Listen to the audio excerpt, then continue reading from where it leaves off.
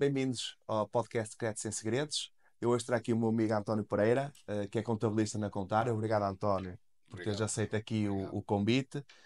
Eu trago aqui o António porque sou questionado muitas vezes sobre vários temas que envolve aqui mais a parte de contabilidade e trouxe-o para falarmos aqui um bocadinho sobre os impostos da aquisição de uma casa, sobre os recibos de vencimento e IRS, para percebermos como é que podemos ajudar também aqui sobre as taxas de esforço e o IRS, que é da STI, e também sobre as mais-valias que muita gente que compra e depois vende, para percebermos o que é que se pode ou não contabilizar para amenizar esse imposto.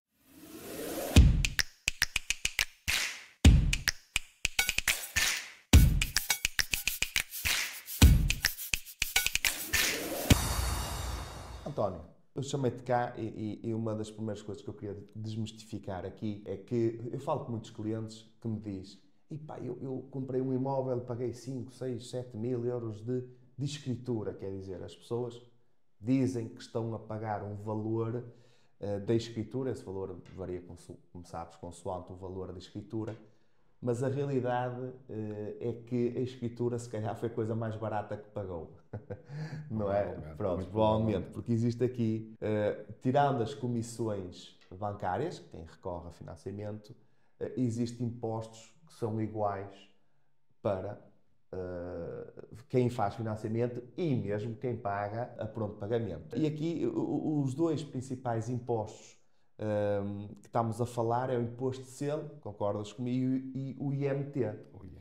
Podes-me dizer um bocadinho, só para desmistificar aqui, o que é o imposto de selo, como foi criado, quando surgiu?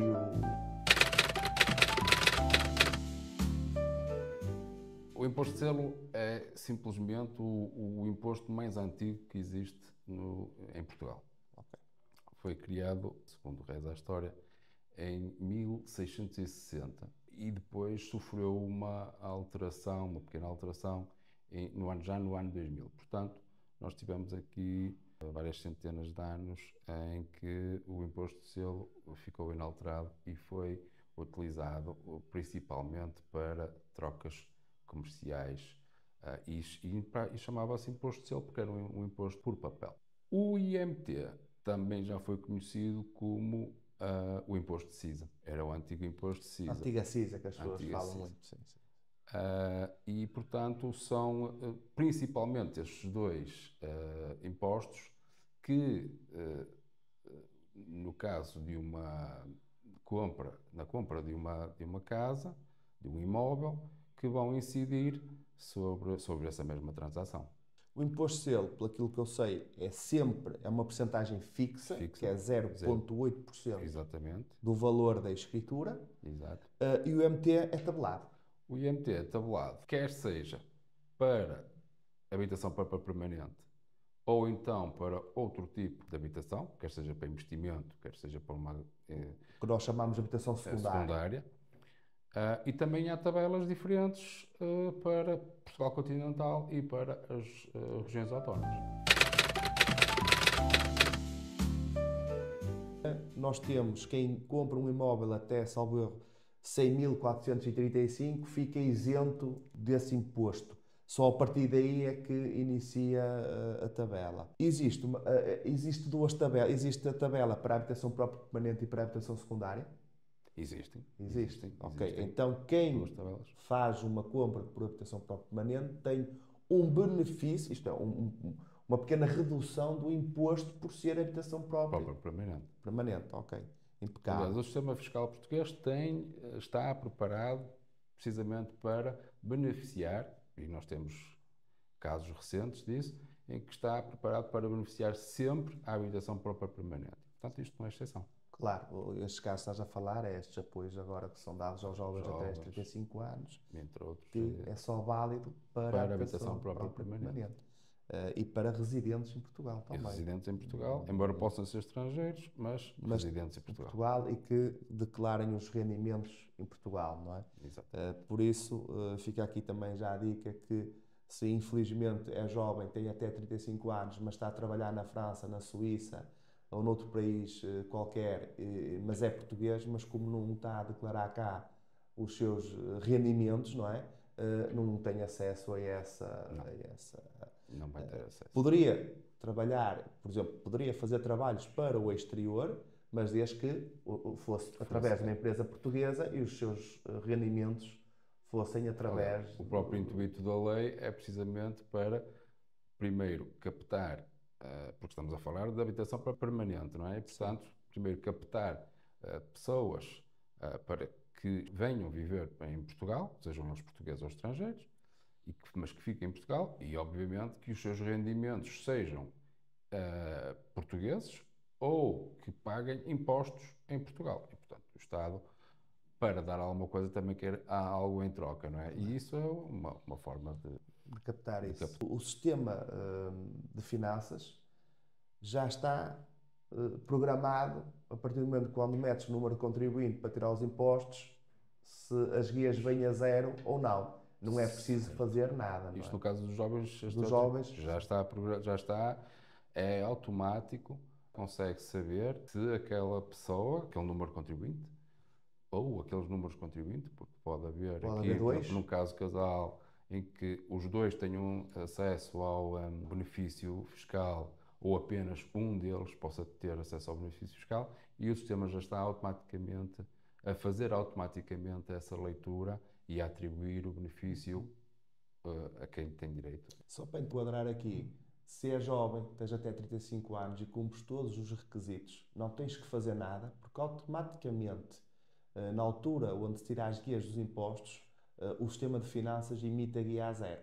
Se a guia não vier a zero, opa, é porque não estás a cumprir todos os requisitos, principalmente porque já podes ter tido um imóvel nos últimos 3 anos. E isso também é um dos requisitos que deixas de beneficiar desse imposto. Num casal, pode ter, independentemente de ser casados ou não, porque há muita gente com união de facto, e quando é a união de facto, no fundo é como quase solteiros, e quando vão comprar um imóvel, cada um está a comprar 50% desse imóvel.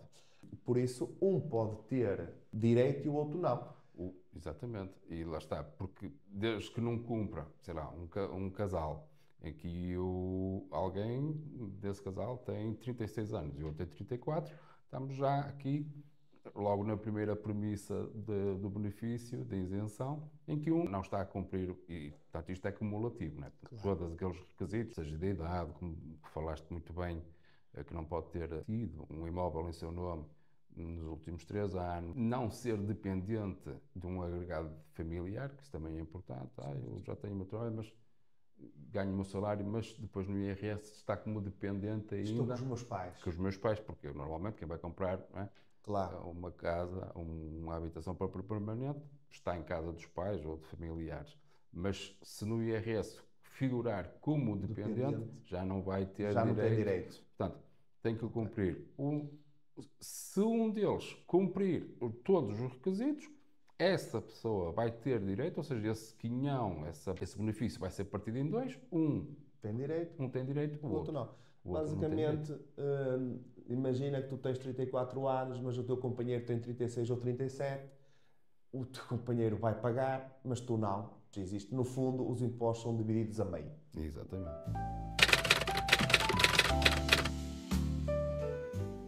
E que eu sinto muito na pele, e é uma das lutas até que eu tenho muitas vezes com os bancos, tem a ver com os recibos de vencimento do IRS. O que é que acontece?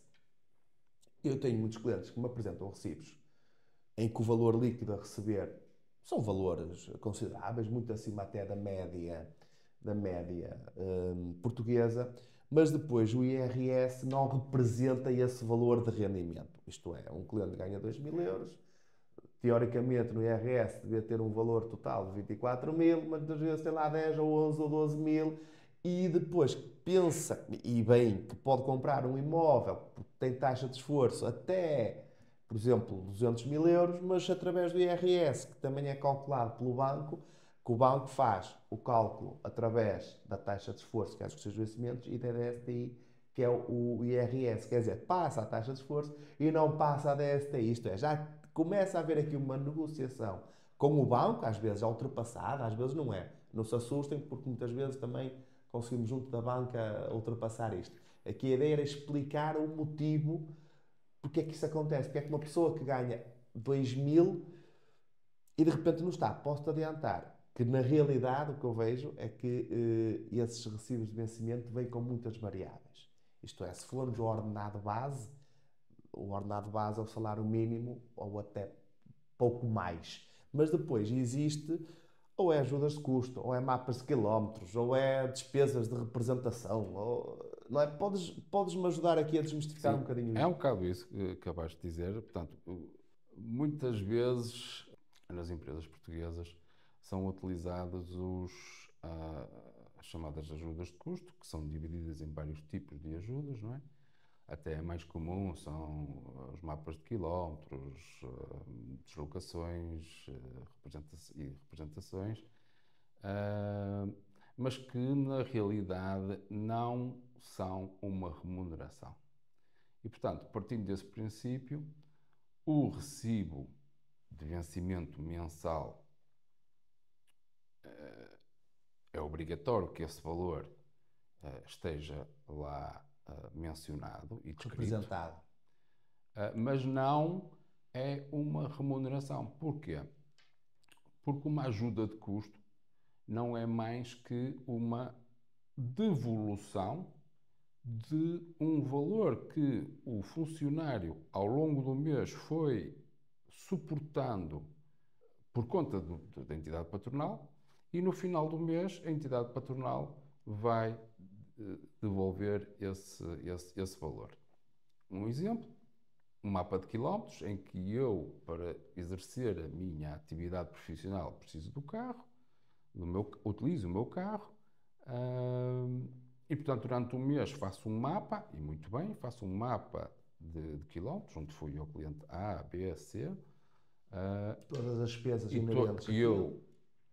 sou eu que suporto isso durante todo o mês. Chego ao final do mês, apresento um mapa de quilómetros com a explicação à minha entidade patronal, claro, e onde está lá explicado que fui ao cliente A, B, C, D, a reunião X, a reunião Y, a Lisboa, a Algarve, a Braga, enfim, onde for, e, e depois no meu recibo de vencimento, o meu patrão, a minha entidade patronal vai-me devolver esse dinheiro. Que é isento de Que é isento, impostos. por isso mesmo. Porquê? Porque não é uma remuneração. Porque todas as Teoricamente, remunerações não... são tributadas, ok? Certo. Ok. Ou em sede de IRS, ou em sede, ou também, para além de sede de IRS, também em Segurança Social. Há aqui algumas nuances, algumas que não são, mas todas as remunerações são sempre tributadas. Esta não é tributada porque não é uma remuneração. E despesas de representação, idem E aspas. ganhar. Tudo o que se engloba, todas as figuras que estão englobadas nas ajudas de custo estão isentas de qualquer tipo de tributação porque não são uma remuneração. E depois não está contabilizado no IRS e depois temos recibos que representam um valor, mas temos o Exatamente. IRS que representa outro. Por isso tenha atenção que se efetivamente está à procura de comprar casa, analise bem a sua situação, pode até falar comigo que eu posso ajudar sem problema nenhum, de forma gratuita e sem compromisso. Existe aqui, até para que as pessoas saibam, se podem falar até com as entidades patronais para poder melhorar estas situações, porque nós sabemos que na gíria muitas vezes estes mapas de quilómetros e etc. são usados Sim, para dar uma remuneração extra que no fundo já está acordada com o funcionário de forma a não haver imposto sobre ela, não é? Mas eu sei, ou pelo menos penso que existe prémios ou extras, digamos assim, em que são tributados e que podem entrar obviamente. sem aumentar o ordenado base, Sem aumentar, ou seja, existem certo? outras, para além do vencimento base, Uhum. existem outras figuras remuneratórias que, em termos de remuneração total, mensal ou anual, conforme estivermos a analisar, irão elevar esse valor. E ou prémios, comissões Enfim, outro prémios de Comissões produtividade. é tributado. Uma comissão é tributada. Porquê? Porque isso faz parte, foi algo que eu E já vai ganhei. entrar em sede Exatamente. de IRS. Porquê? Porque é algo que faz parte do meu trabalho, portanto, eu atingi determinados objetivos e por atingir esses objetivos, ou ganhei um prémio ou ganho uma comissão por uma determinada venda ou por algo que tenha acontecido. E, portanto, isso faz parte da minha remuneração. Vai estar tributado a Segurança Social, vai ser tributado em Segurança Social, provavelmente também em IRS. No entanto, faz parte da minha. Não é uma remuneração fixa, mas é uma remuneração variável. Variável, E, que já é portanto, contabilizado no IRS e que já ajuda aqui a aumentar exatamente. a DST. Exatamente. Diz-me, e os prémios? A figura prémio tem a mesma tributação que a comissão? Exatamente igual. Podemos falar de um prémio de produtividade, por exemplo, alguém numa fábrica que atingiu um determinado volume de encomendas ou mesmo da sua própria produtividade e, portanto, ganha esse prémio. Há prémios da assiduidade. Portanto, há vários tipos de prémios que são figuras remuneratórias variáveis que são atribuídas pelas entidades patronais para premiar, no fundo, por isso é que chama prémio, premiar o desempenho, do funcionário. Pronto, por isso, mais uma vez, se estás a pensar comprar casa, todas estas questões são bastante importantes para entendermos até que valores é que podes fazer a aquisição. Porque mais importante não, ou a mesma importância, é tão importante teres consciência que podes pagar determinada prestação, isto é, tu sabes que estás confortável para pagares aquela prestação e por aí, ok, podemos definir logo um valor, mas também é importante garantir que depois, junto do banco, todo o teu cenário de finanças, de recibos e de IRS consigam suportar-te para a aprovação do crédito. António, obrigado. Agora, o último tema que eu queria aqui trazer era as mais-valias. As mais-valias é aquele imposto em que compras e depois vendes, existe um chamado lucro, não é? E esse lucro agora entra em sede de IRS. Sim. Antigamente não era há uns anos atrás. Sim, ou seja, o que se trata é mesmo isso, ou seja, as mais-valias não é mais que o lucro que eu obtive entre a compra da minha habitação para permanente e a sua respectiva venda, em que já todos sabemos, só é tributada em apenas 50%. Agora, há várias possibilidades de reduzir essa mais-valia, nomeadamente, é aquela até mais utilizada, que é o chamado reinvestimento. Ou seja, eu vendi a minha habitação para permanente, mas vou vou reinvestir esse dinheiro que ganhei com a venda da casa por uma nova casa que também vai ser a minha habitação própria permanente. Pronto, ficámos aqui a saber que habitações secundárias, habitações de investimentos, se herdaste um apartamento e a seguir vais vender o apartamento, Mesmo que seja doado, também não tem direito. não tem direito. Só existe direito à isenção, mais-valia no investimento para a habitação própria permanente. Muita gente me pergunta se os impostos que pagam na compra do imóvel, imagina, eu há 10 anos atrás comprei um imóvel de 200 mil e paguei 5 mil euros de IMT e paguei mais 1000 e tal euros de 1600 euros de imposto de selo e muita gente diz, eu posso deduzir esses impostos, eu posso deduzir esses impostos na mais-valia que vou fazer no futuro. Não. Os impostos que nós pagamos na compra de um imóvel para a habitação para permanente ou outro, não é? ou para uma habitação secundária, que eu paguei no momento da compra, portanto, são impostos, não é? São impostos normais que todos nós temos que pagar. E, portanto, não há aqui qualquer tipo de dedução. Já ao contrário, é quando eu vou vender as benfeitorias que eu fiz no imóvel, desde que comprovados, Com faturas, é? com faturas, sim. Todas as despesas que decorreram da venda, desde aí sim por exemplo, Mas, os notários, ok. as comissões De um agente de uma imobiliário. agência imobiliária, esses são dedutíveis em sede de IRS. Porquê? Porque são despesas que eu tive com um negócio que eu vou fazer ou fiz. E, portanto, como foi um negócio que eu fiz, eu tenho o direito a deduzir esses impostos. Porquê? Porque também vou ser tributado por esse negócio que fiz. Ok, Ok? ok. No momento da compra, eu não fui tributado. Certo. Ok? Em Certo. sede de IRS, estamos a falar de IRS, não é IRS. de IMT Exatamente, exatamente, ou exatamente. de selo ou o que for. Portanto, em sede de IRS, quando eu compro, o IRS não é para aqui chamado. Portanto, eu não vou pagar IRS quando compro. Portanto, também não vou ter nenhum tipo de benefício, porque também não tenho nenhum tipo de incidência de imposto. Já quando vendo, eu posso ter alguns benefícios, nomeadamente com essas despesas. Porque Porquê? já. Porque eu vou estar sujeito a IRS, nomeadamente às mais-valias. Exatamente. Então, basicamente, o Estado premia aqui, não sei se podemos dizer premiar, mas como teoricamente todos esses encargos já têm imposto, principalmente o IVA, não é? Que Sim, é, sim, sim, sim, se sim. vamos a um agente imobiliário, tem a fatura, se vamos a dizer que pintámos o apartamento, mudámos cá, está para comprovar, tem que estar tudo fatura, isto é, como já estamos a pagar um imposto, o Estado não nos vai cobrar o mesmo imposto duas vezes, isto Claro. é, se tens um lucro de 50 mil e Sim, já sim, sim, pagaste sim. imposto sobre 10, não vais pagar novamente esse imposto em sede Exatamente. IRS desses 10. É isso, não é? Exatamente. Ok. Pronto, então basicamente para resumir, se eu tive um lucro de 50 mil, o Estado vai tributar 50% em sede Em IRS. sede IRS. E esses 50%, que neste caso, num exemplo prático de 25, que é de 50 mil, fica 25 mil, entra-me no meu IRS como um rendimento.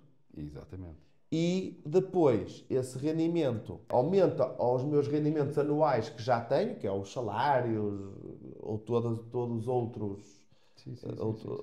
outras rendas, Exato. e aquilo vai-me atribuir um escalão. Exatamente. E depois, consoante esse escalão e consoante as minhas despesas todas que eu tenho, é que me vai dar um valor a pagar. Exatamente. Pronto, por isso é que as mais-valias é um assunto sempre muito sensível e tem que ser analisado muito bem caso a caso, porque isto não existe, apesar de, e sabemos que o Estado só vai tributar 50% do lucro, isso é um facto que não existe alteração, depois tem muito a ver com o que cada um representa no seu próprio IRS Exatamente. e com as despesas que tem, despesas médicas, escolares, Tudo. tudo isso, não é? Inclusive até o próprio ano, se o imóvel que está a ser agora vendido, foi comprado antes de 1989 ou depois de 1989, uma grande diferença aí. Até em termos de entrega de IRS são dois modelos diferentes. Estamos a falar, num caso é o modelo G, o outro o G1. Portanto, há de facto depois os rendimentos normais e as despesas normais de um agravo familiar que entram para uma equação complicada. Essa Claro, equação depois é exatamente. complicada e única quase, porque Para cada, cada um, cada para família cada um, cada família, cada um. é um caso e, portanto, aí, Por isso aquilo que posso dizer relativamente à mais-valia é que é muito difícil simular a realidade essa. É extremamente difícil, ou até, não vou dizer impossível, sim, mas mas existe muito trabalhosa. muito trabalhosa e que pode haver várias variáveis que atribuam uma margem de erro a essa simulação de um cálculo futuro de uma mais-valia. É muito difícil. Até porque a própria fiscalidade, as próprias leis podem mudar no entretanto. Nós hoje estamos Exatamente. aqui a falar, amanhã sai qualquer coisa a Sim, dizer, epá, imagina, se calhar o orçamento de Estado pode estar para sair, já pode vir com algumas com alguma alterações nesse diferença. sentido, não Portanto, é? e depois as Claro, previsões de pagamento de mais-valias foram umas, mas por força da alteração da lei já vão ser outras. claro, exatamente. E também aproveito para explicar que a isenção da mais-valia, no caso de reinvestimento, é reinvestimento do capital. Isto é, se eu ganhar 50 mil euros e a seguir vou comprar uma casa própria permanente, vamos para aqui um caso prático, para simplificar. Eu compro uma casa por 150, passado alguns anos vendo por 200, eu tenho um cálculo de mais-valia de 25 mil euros, é aquilo que me é Sim, tributado. a forma assim. mas eu a seguir vou comprar um T1, porque até lá tinha uma casa, agora vou reduzir e vou comprar um imóvel de 100 mil euros. Mas vou recorrer a 90% de financiamento. Significa que eu só vou dar de entrada 10 mil. Isto é, apesar de eu comprar um imóvel de 100 mil, que teoricamente é superior aos 25 mil euros que ia ser tributado, eu só vou usar os capitais de 10 mil euros, porque o resto é financiamento bancário. Significa que o Estado vai-me tributar nos 15 mil que falta. Exatamente. Atenção, porque muita gente pensa, eu vou comprar o imóvel, mas vou ficar com o dinheiro, peço dinheiro ao banco e dou só o mínimo obrigatório. O Estado vai dizer, sim, tu só investiste 10 mil porque o resto foi dinheiro bancário. Exato. Pronto, isso é um assunto também que é preciso ter essa noção, porque muita gente não sabe e depois aparece-lhe O capital tem que ser totalmente reinvestido. Por isso é que o capital tributado. Exatamente. Caso contrário, não estaríamos a falar de um No reinvestimento reinvestimento, total, sim, não é? sim, Portanto, sim, sim. para ter direito ao benefício fiscal total, eu tenho que reinvestir Exatamente. Neste caso prático, totalmente, não é? estamos a falar, eu teria que investir os 25 mil euros, então, no caso 100 mil, em vez de pedir 90% ao banco, eu só pedi 75 mil para dar os 25 mil. Mais uma vez, António, os impostos nessa futura compra não conta como reinvestimento do valor. Não, os impostos são impostos, os impostos são sempre à parte, não é? Exatamente. Portanto, não fazem parte. Os impostos São impostos. são impostos. Exato. Por isso, Já ao contrário, deixa-me Dizes. já ao contrário, pode acontecer, não é o caso, mas as taxas, nós às vezes juntamos muito aqui o que é imposto, o que são taxas, são coisas diferentes. Os impostos, enfim, são impostos e, portanto, temos que os pagar. Já as taxas podem ser utilizadas como determinadas despesas. Só dar um exemplo, se eu decidir construir, portanto, comprar um terreno e construir uma casa, eu vou pagar à Câmara as taxas e essas taxas podem ser depois, mais tarde, dedutíveis no valor do no valor. investimento. Exatamente. Ok. Ok. Mas Mas isso é tudo uma que seja- taxa. É uma taxa, É uma taxa, exatamente. não é um imposto. É uma taxa inerente a uma construção, à entrega de Porque, no projetos, fundo, etc. foi um serviço que me foi prestado por uma entidade pública, enfim, Pública. mas foi um serviço que me foi prestado. Portanto, isso é. Agora, um imposto é um Um imposto. imposto é um imposto. Para finalizar mais uma vez de IRS, é que não adianta ter muitos ganhos em IRS, também se temos muitas despesas, não é? Sim. Isso é recorrente e as pessoas, muitas vezes, principalmente aquelas que têm já um valor de remuneração mensal, já, não vou dizer elevado, mas já considerável, tentam junto de familiares e até amigos que não necessitam dessas despesas, estou a falar de despesas de saúde, nomeadamente despesas de farmácia e médicos, mas de farmácia até, que pedem para que essas despesas sejam tanto, com o seu número de contribuinte. Para quê? Para que depois, no final do ano, quando entregarem o seu IRS, tenham um maior número de deduções.